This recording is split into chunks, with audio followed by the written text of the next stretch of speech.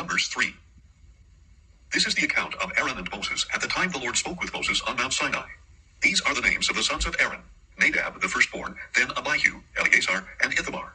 These were Aaron's sons, the anointed priests, who were ordained to serve as priests. Nadab and Abihu, however, died in the presence of the Lord, when they offered unauthorized fire before the Lord in the wilderness of Sinai.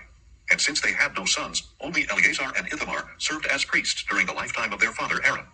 Then the Lord said to Moses, "Bring the tribe of Levi, and present them to Aaron the priest to assist him. They are to perform duties for him and for the whole congregation before the tent of meeting, attending to the service of the tabernacle.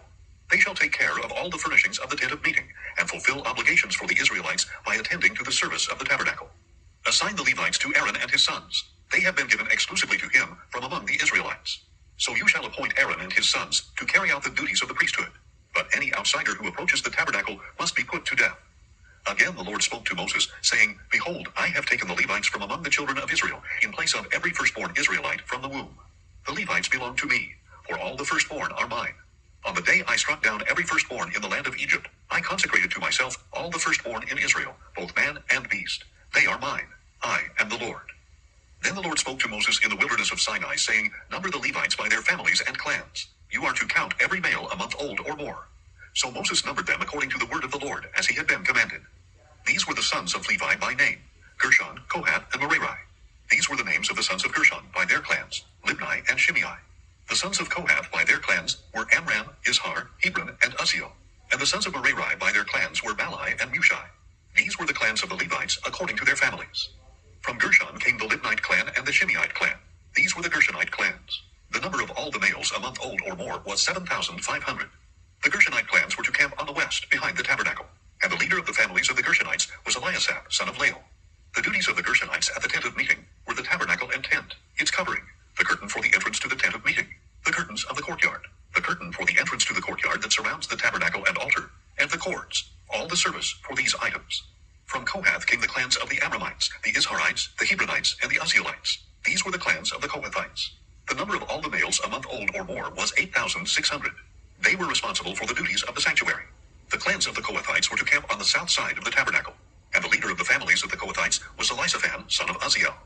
Their duties were the ark, the table, the lampstand, the altars, the articles of the sanctuary used with them, and the curtain, all the service for these items. The chief of the leaders of the Levites was Eleazar, son of Aaron the priest. He oversaw those responsible for the duties of the sanctuary. From Merari came the clans of the Malites and the Mushites. These were the Merarite clans. The number of all the males a month old or more was 6,200. The leader of the families of the Merarites was Zuriel, son of Abihail. They were to camp on the north side of the tabernacle.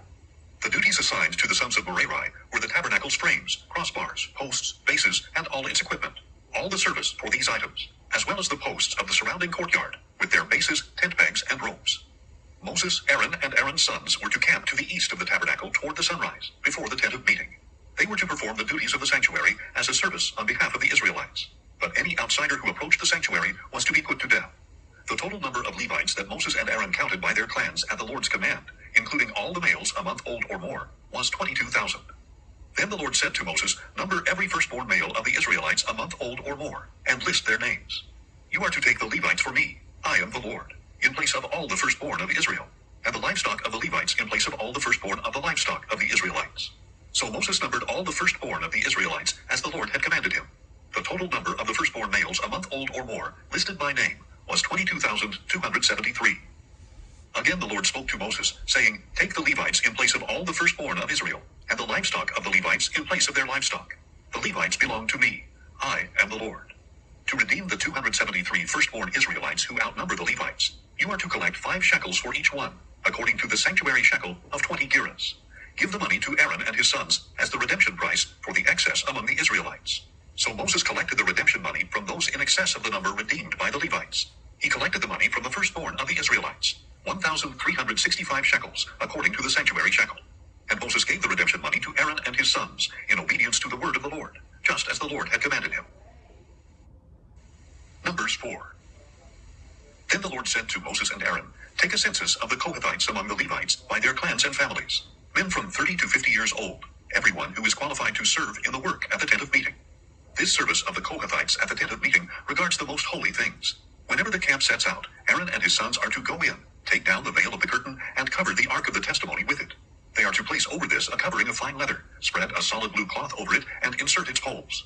Over the table of the presence, they are to spread a blue cloth, and place the plates and cups on it, along with the bowls and pitchers for the drink offering. The regular bread offering is to remain on it, and they shall spread a scarlet cloth over them, cover them with fine leather, and insert the poles. They are to take a blue cloth and cover the lampstand used for light, together with its lamps, wick trimmers, and trays, as well as the jars of oil with which to supply it. Then they shall wrap it and all its utensils inside a covering of fine leather, and put it on the carrying frame. Over the gold altar they are to spread a blue cloth, cover it with fine leather, and insert the poles. They are to take all the utensils for serving in the sanctuary, place them in a blue cloth, cover them with fine leather, and put them on the carrying frame. Then they shall remove the ashes from the bronze altar, spread a purple cloth over it, and place on it all the vessels used to serve there, the fire pans, meat forks, shovels, and sprinkling bowls, all the equipment of the altar. They are to spread over it a covering of fine leather, and insert the poles. When Aaron and his sons have finished covering the holy objects and all their equipment, as soon as the camp is ready to move, the Kohathites shall come and do the carrying, but they must not touch the holy objects or they will die. These are the transportation duties of the Kohathites regarding the tent of meeting. Eleazar, son of Aaron the priest, shall oversee the oil for the light, the fragrant incense, the daily grain offering, and the anointing oil.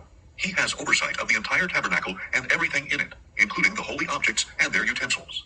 Then the Lord said to Moses and Aaron, "Do not allow the Kohathite tribal clans to be cut off from among the Levites.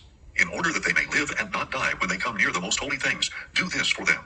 Aaron and his sons are to go in and assign each man his task and what he is to carry. But the Kohathites are not to go in and look at the holy objects even for a moment, or they will die." And the Lord said to Moses, "Take a census of the Gershonites as well, by their families and clans, from 30 to 50 years old, counting everyone who comes to serve in the work at the tent of meeting." This is the service of the Gershonite clans regarding work and transport. They are to carry the curtains of the tabernacle, the tent of meeting with the covering of fine leather over it, the curtains for the entrance to the tent of meeting, the curtains of the courtyard, and the curtains for the entrance at the gate of the courtyard that surrounds the tabernacle and altar, along with their ropes and all the equipment for their service. The Gershonites will do all that needs to be done with these items. All the service of the Gershonites, all their transport duties and other work, is to be done at the direction of Aaron and his sons. You are to assign to them all that they are responsible to carry. This is the service of the Gershonite clans at the tent of meeting, and their duties shall be under the direction of Ithamar, son of Aaron the priest. As for the sons of Merari, you are to number them by their clans and families, from 30 to 50 years old, counting everyone who comes to serve in the work of the tent of meeting. This is the duty for all their service at the tent of meeting, to carry the frames of the tabernacle with its crossbars, posts, and bases, and the posts of the surrounding courtyard with their bases, tent pegs, and ropes, including all their equipment and everything related to their use. You shall assign by name the items that they are responsible to carry. This is the service of the Merarite clans, according to all their work at the tent of meeting, under the direction of Ithamar, son of Aaron the priest. So Moses, Aaron, and the leaders of the congregation numbered the Kohathites by their clans and families, everyone from 30 to 50 years old who came to serve in the work at the tent of meeting. And those numbered by their clans totaled 2,750. These were counted from the Kohathite clans, everyone who could serve at the tent of meeting. Moses and Aaron numbered them according to the command of the Lord through Moses. Then the Gershonites were numbered by their clans and families, everyone from 30 to 50 years old who came to serve in the work at the tent of meeting. And those numbered by their clans and families totaled 2,630. These were counted from the Gershonite clans who served at the tent of meeting, whom Moses and Aaron counted at the Lord's command. And the Merarites were numbered by their clans and families, everyone from 30 to 50 years old who came to serve in the work at the tent of meeting. The men registered by their clans numbered 3,200. These were counted from the Merarite clans, whom Moses and Aaron numbered at the Lord's command through Moses. So Moses, Aaron, and the leaders of Israel numbered by their clans and families all the Levites from 30 to 50 years old who came to do the work of serving and carrying the tent of meeting. And the number of men was 8,580. At the Lord's command, they were numbered through Moses, and each one was assigned his work and burden, as the Lord had commanded Moses.